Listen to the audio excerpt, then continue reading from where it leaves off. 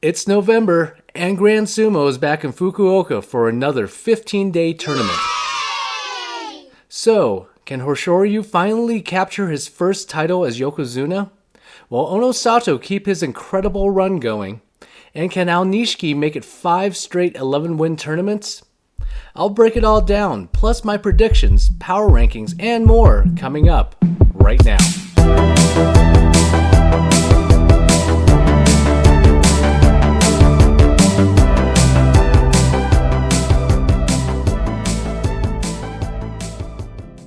We kick things off with a look at the Banzuke, the official Grand Sumo rankings. There are no changes at the top of the Sanyaku, with the yokozuna and ozeki staying the same. Defending champion Onosato is the highest ranked wrestler for the second straight tournament. But there's a shakeup in the junior Sanyaku ranks. Aonishiki continues his meteoric climb, reaching his career high rank of Sekewake. It's taken him just 13 tournaments to reach that level. According to Mainichi Japan, it's faster than any wrestler who started from the bottom of Sumo's 6 divisions since 1958. Who's the fastest ever to reach Sekewake? Well, that would be Ichinojo, who reached it in just his 6th pro tournament in November of 2014. The Mongolian began his career as Makuuchi Sukedashi 15. That means he started his pro career ranked in Sumo's 3rd highest division, Makuuchi. It's an accelerated debut because of his amateur sumo accomplishments. That's a lot like Onosato, who started at Makuuchi 10 when he turned pro. Aonishiki is joined by Oho, who's making his 2nd appearance in the Sanyaku. Takanosho is making his 3rd stint after picking up an Outstanding Performance Award for his 12-3 record in September. It's his first Sanyaku appearance since 2022. And Takayasu, who despite a 7-8 record, falls just a half rank, going from east to west at Kamasubi. The 2 September Sekewake wrestlers, Wakatakakage and Kirishima, drop back to the Magashira ranks after each getting 6 and 9 records. The biggest climber in this section is fan favorite Ura, who jumps up 4.5 slots from 8 east to 3 west after tying a career best 10 and 5 record. One note, Kusano, who's at 5 West, officially changed his Shikona, his ring name, to Yoshino Fuji on the day the Banzuke dropped. In the 7 to 12 range, Shishi makes the biggest leap, climbing from 18 East to 11 East after going 10 and 5. Abi fell back 6 spots, going from 1 West to 7 West after getting just 3 wins in Tokyo. This is the lowest he's been ranked in 3 years, when he came in at 9 West in November 2022. But, for what it's worth, he did end up winning that tournament. Ichi Yamamoto also fell back a bit, dropping just 2.5 slots to 8 East after going 4 and 11. Down at the bottom of the division, Gonoyama made the biggest free fall, dropping from 3 West to 13 East after an abysmal 1 and 14 record. And Meisei has his back to the wall with the final top division spot at 18 East after dropping 5 spots following his 5 and 10 September. 3 wrestlers were promoted to the top division from Juryo this time around. Nishiki Fuji will be making his 3rd top division run. The 29-year-old is coming off back-to-back tournaments with double-digit wins in Juryo. Chiyoshima, the 34-year-old Mongolian, has split time between the top 2 divisions over the last couple of years.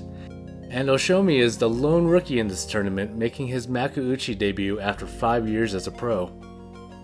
They replaced Takeru Fuji, who again fell out of makuuchi due to injury. He missed the September tournament after undergoing surgery to repair his torn bicep. Hitoshi drops back to Juryo after going 7 and 8 in his top division debut, and the always unpredictable Nishikigi dropped after finishing just 2 and 13 in September. Now we'll jump into my power rankings. If you're new to the channel, I base my power rankings by looking at the top division wrestlers over the last 3 tournaments. Then I put together a list of who I believe are the top 5 over that stretch. Coming in at the top spot for the 2nd straight time, and I know I've only done these rankings twice, is Onosato. Can the yokozuna continue his torrid pace? Let's take a look at the numbers. Onosato has a 60 and 15 record this year. He's already clinched the most wins for a top division wrestler in 2025. He has a chance to become the first wrestler to crack 70 in the year since retired yokozuna Teruno Fuji went 77 and 13 in 2021. He's won 3 of the last 4 championships, something that hasn't been done since, well, 2021 Teruno Fuji. He has 5 in total since reaching makuuchi in January 2024. Remember, this guy made his pro debut in May of 2023. He's lived up to the hype and then some. The expectations for him are to contend for a title and get at least 12 wins. On my confidence scale, I put him at a score of 5 out of 5 to do just that. At number 2 is the 21-year-old Ukrainian Aonishiki. So, can the kid continue his run? He has 4 straight 11-win tournaments since coming up to the makuuchi. He keeps getting better as he continues, and he's officially in the midst of an ozeki run. 11 wins here sets him up for a strong shot at a promotion after January, and I'm confident he'll do just that in November. Hoshoryu enters the power rankings at number 3. Can he win his first Yusho as a yokozuna? If there's someone who has a chip on his shoulder, it's Hoshoryu. He entered the last tournament with a much more straightforward approach to his sumo that was incredibly effective. He's battled injuries since his yokozuna promotion, which is why he isn't higher on my list, but in his last 3 full tournaments in 2025, he has a 37-8 record during that span with 2 runner-up finishes and a championship. Plus, for what it's worth, he did take home the top prize in London, which included prizes of a giant soy sauce bottle and a Hello Kitty plush. So is he gonna win? Well, he has an Onosato-sized problem in front of him, but he's gonna be contending if he's healthy. At number 4 is Waka Takakage. What a rough ending to his ozeki run in Tokyo. He had his worst showing since going 5-10 in July of 2021. Why? Well, according to Sporting News Japan, he had a fever prior to the start of the last tournament, which prevented him from training for a bit. But it also can't be ignored the amount of pressure he was under. He was 11 wins from reaching the unofficial 33 win threshold for an ozeki promotion. When he's healthy, he's one of the top 5 guys in the sport. We'll see how he bounces back. A winning record should get him back into the Sanyaku, and that's something he's more than capable of. Looking at how he performs against the Joy, the top 16 wrestlers, he has a winning record over 8 of them. He has losing records to just 3, and he's tied with 3 others. I put him at a 4 out of 5 on my confidence scale. The pressure's off, and he should be able to put up some solid numbers. And rounding out my top 5 is Takanosho. He's in his first appearance back in the Sanyaku since March of 2022. Over the course of his career, he has winning records in 8 of his 18 tournaments when he's ranked at Magashira 4 or higher. But that drops drastically over his last 6 tournaments. He has no winning marks in that stretch and a combined record of just 25, 57, and 8. Plus, he hasn't won any more than 6 in any of those tournaments. He has losing records against all of the Sanyaku except for Takayasu, so I don't really have any confidence that he'll do well this tournament.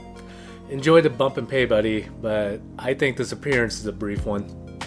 One injury update. Ozeki Koto Zakura is back practicing according to reports. He withdrew after his day 13 win over Hoshoryu due to a right MCL injury, which was expected to take 3 weeks to heal according to Kyoto News. He didn't travel to London, but from what it sounds like, he should be ready to go for November. Longtime top division staple Endo is reportedly set to retire according to multiple news outlets.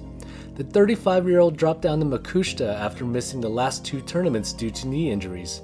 He reached a career-high rank of Komusube in May of 2018, and while he never captured a championship, he had 2 runner-up finishes, 1 Fighting Spirit Award, 1 Outstanding Performance Award, 4 Technique Awards, and 7 Kenboshi, gold stars given to Magashira-level wrestlers who defeat Yokozuna. One tidbit I found interesting was that prior to this Banzuke, he had been ranked in the top division in 69 out of his 75 career tournaments. 92% of his career was in makuuchi. And now onto my predictions. Will any rookie make a splash in Fukuoka? Oshomi is the only rookie, and I don't think he will. He has a history of injury issues, and while he's been solid in Juryo, he hasn't done anything that makes me believe he'll be a menace in November. Will Aonishiki earn a promotion to ozeki after this tournament? Well, I went through this in my video a month ago. Few fighters have been promoted to ozeki after only 2 tournaments in the Sanyaku. Since 1980, there's only been 4. Let's look at the numbers. Asashio had 35 wins over those 3 tournaments, including a runner-up finish and a 14-1 playoff loss. Katao had 35 wins, 2 runner-up finishes, and 3 Outstanding Performance awards. Terunofuji had 33 wins, but he also had a runner-up finish and a championship. And Tochinoshin had an incredible 37 wins, a championship, and a runner-up finish. I feel like Aonishiki needs to win the championship or have a dominant showing with a runner-up finish for there to be a chance. 11 wins isn't going to cut it. Will Ura have another double-digit win total?